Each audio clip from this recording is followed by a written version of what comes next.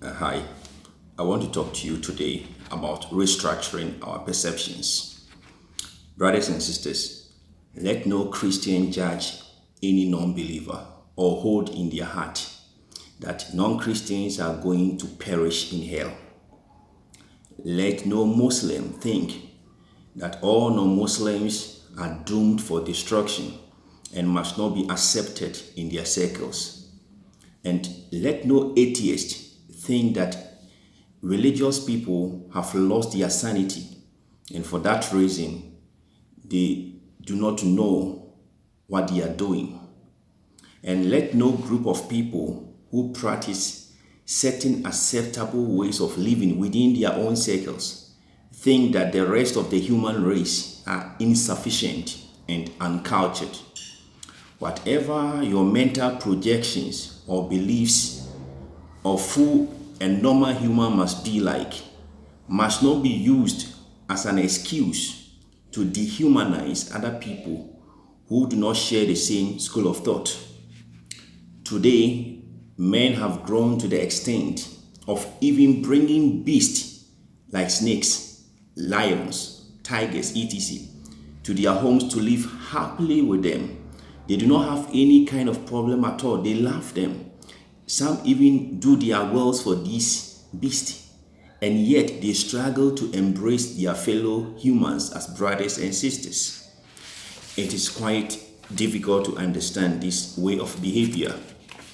It is important to know that the weird things we see others do, call it religion, culture, politics, etc. It is what sometimes give them a sense of self-esteem, belongingness, purpose, and hope in life.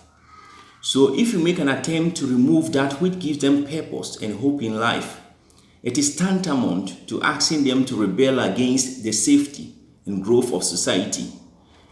To some extent, I strongly believe that if we kill the way of life of others without seeking their free consent, then we are pushing them to turn into all kinds of social deviant in society.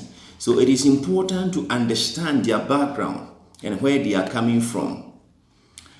Oh yes, these things we try to attack and abuse are the same things that bring meaning to the life of thousands and millions of people, and as a result it brings positive energy, because if a person has a sense of direction and purpose, then we expect positive energy to come out of such people. Nevertheless, if any group of people thinks that their way of life is better than the other, then we should bear this in mind. It means we should then we should learn to use a more persuasive, logical, and more respectful ways of explaining their beliefs and ways of life to the world, and leave the world to make their choices. We don't impose our beliefs or our way of life to others. We just educate them in a more appropriate manner, in a more respectful manner, in a more civilized way. And after we have done that, we leave them to make their choices, and then live with the hope that one day they may come to understand our sense of living. They may come to understand our message. We don't make it to look like their way of life is foolish and unacceptable. We don't make it to look like they are wrong and we are right. Because after all, we have not proved anything yet to the world. We are just proposing. So I suggest that we make an appeal to the masses when we are putting our teachings across the globe. When we are preaching, whatever message we want to communicate, I suggest we should rather make it an appeal.